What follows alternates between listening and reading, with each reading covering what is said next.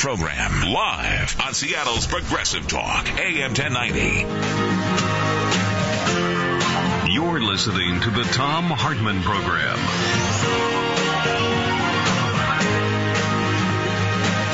You know, one of the people we haven't heard from, well, we've heard some from, but there's, frankly, everything's all about Limbaugh, right?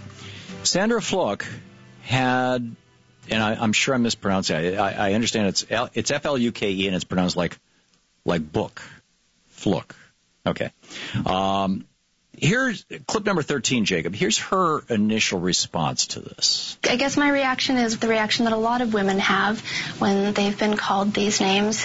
Initially, you're stunned, but then very quickly you're outraged, because this is historically the kind of language that is used to silence women, especially when women stand up and say that these are their reproductive health care needs and this is what they need.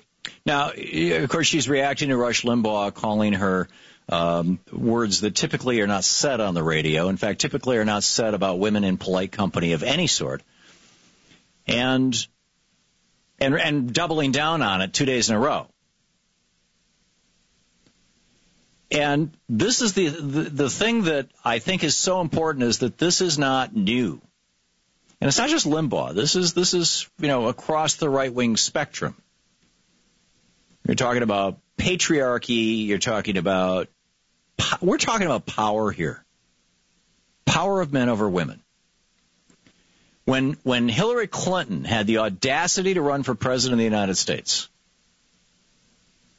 a woman running for president of the United States, how dare she?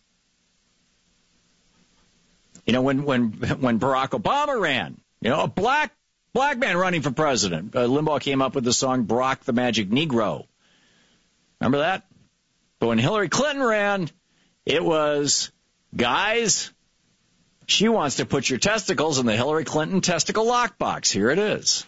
Ladies, are you fed up with men calling the shots? Are you looking for a new weapon in the war of the sexes? Then you need the Hillary Clinton testicle lockbox. You can finally grab the power that's keeping Hillary Clinton safe from tough media questions. The Hillary Rodham Clinton testicle lockbox is easy to use and totally effective. Just snap it around the nether regions of the potential offender, and bingo, you're in control. Hey, babe, give me the remote. The Giants are on. But I want to watch Senator Clinton. She's speaking tonight. Yeah, well, that's why I'm in charge. In charge of this, Buster.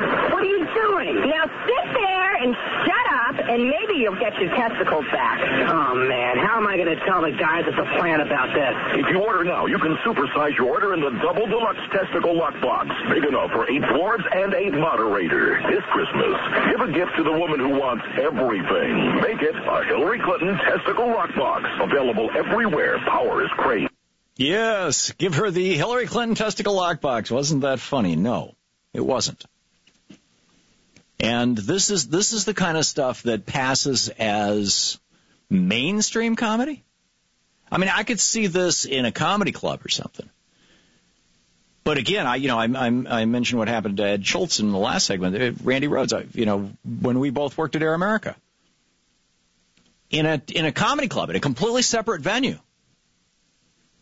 made a comment about Hillary Clinton, used an inappropriate word. But this was in a private comedy club where it's normal to use obscenity and it's normal to go over the top.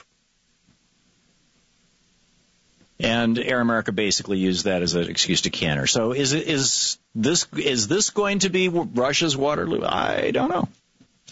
I think, frankly, he has, aside from his $400 million contract, I think he's got a lot more power than most people realize. I mean, there's a whole website about where Republicans can go to apologize to Rush. I think it's called I'mSorryRush.com is my recollection. So, in fact, clip number 7, here's George Will commenting on this. What it indicates is that the Republican leaders are afraid of Rush Limbaugh. They want to bomb Iran, yes, but they're afraid of Rush Limbaugh. Yes. With good reason. They are, Peggy. Yes, they're all saying, yep, absolutely.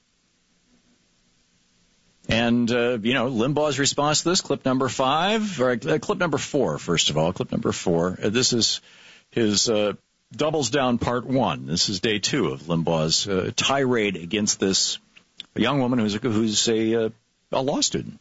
I said, well, what would you call someone who wants us to pay for her to have sex? What would you call that woman? You'd call him a slut, a prostitute. I mean, it is. Look, at least I didn't call her a woman driver. And I'll tell you this: you people on the left, I'll happily buy her all the aspirin she wants. Oh, at least he didn't call her a woman driver. Well, what did he say about Danica Patrick? Here, listen to this. Danica Patrick said, I leave it up to the government to make good decisions for America. She was talking about Obama mandating that the Catholic Church provide contraception. What do you expect from a woman driver? How dare a woman drive, professionally in NASCAR? We can't have that. So here, clip 5, Rush Limbaugh doubling down, part 2. So I'm offering a compromise today. I will buy all of the women at Georgetown University as much aspirin to put between their knees as they want. There you go. John in Santa Rosa, California. John, I think you might have just touched the, if the 3 words, half a dozen words here I see on the screen are any indication, you might have touched the issue. Go ahead. You're on the air. Hi, Tom. Hi. I think one of the reasons a guy like Rush Limbaugh is able to get away with what he does is because he recognizes there are a number of Americans out there who are so blinded by their bigotry toward other Americans they will go out and vote against their self-interest. I think it's just another part of the Southern strategy, which, by the way, is not confined to the South. Yeah, absolutely right. Yeah. This is the Nixon Southern strategy was, Lyndon Johnson blew up basically white racists, largely in the South, but nationwide. And as Bill Moyers poignantly tells the story, he saw Lyndon Johnson the evening after he signed the Civil Rights Act, and Johnson said, I think I've lost the South for a generation, but it was the right thing to do. And I think that you're absolutely right. I think that this is all about promoting hate and fear, in this case of women, but it's part of that larger thing of if there's something to be hated or feared, then it's going to become a Republican talking point. Thank you, John. Well said. Very, very well said. Lorraine in Mount Victory, Ohio. Hey, Lorraine, what's up? Hi. My comment's about Rush Limbaugh, and Limbaugh had to have his Viagra paid for, so what does that make him? Oh, but I forgot. The Viagra prescription wasn't even his, was it? No, that it was just my comment. Yeah, I'm guessing he actually paid for it himself because it was in the name of his psychologist. But thank you, Lorraine. Yeah. Oh, my. Joe in Long Beach, California, listening on K-Talk. Hey, Joe, what's up? Hey, Tom. Basically, it's called rape. When men want to control women, it's rape. But a couple things. After George Will's scolding of the GOP politicians, now John McCain is outraged over Rush's comment. Right. And then another thing, when it comes to saying you're sorry, anyone can say that they're sorry, but not everyone is able to ask for forgiveness.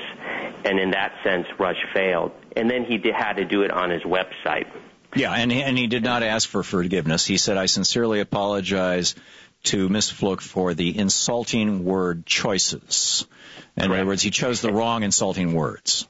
Right. And then one thing I just read online is that AOL just pulled their ads from the Rush Limbaugh show. So it's continuing. Very interesting. Joe, thanks a lot for the call. Dave, listening on K-Talk in Newport Beach, California. Hey, Dave.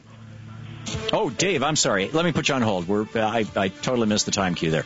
We'll be right back with more. 15 minutes past the hour. It's the Thom Hartmann program. And, lest we fail to note, by the way, austerity in Europe. Europe's unemployment rate overall, 10.7%. Germany's doing okay. Some of these countries are doing just fine, but Greece and Spain are doing so badly they're dragging it all down. Why? Because they're doing the same thing John Kasich is doing in Ohio. This is the Thom Hartmann program. John Kasich just turned down federal aid for tornado victims. He said, no, we'd rather have people out of work than helped by the government. Austerity, yes.